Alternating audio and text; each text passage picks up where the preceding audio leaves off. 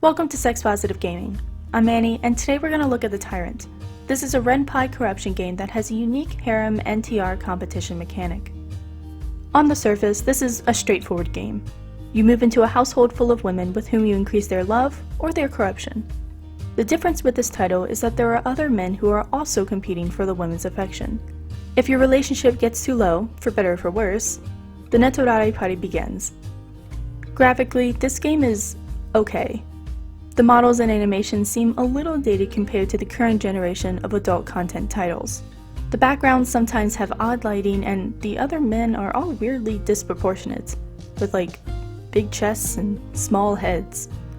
It almost falls into the ugly dude flavor, so if that's the case, my bad, no shame intended. The music is pretty basic, and there are no sounds of sexual interaction. I really like the outfits that you can acquire as you increase love or corruption.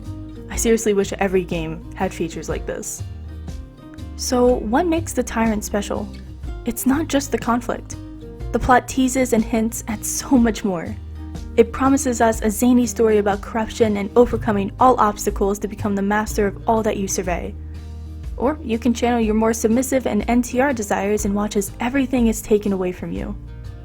Flavor-wise, you are looking at corruption, impregnation, harems, lesbian, BDSM, power exchange, optional sharing, and Netorare.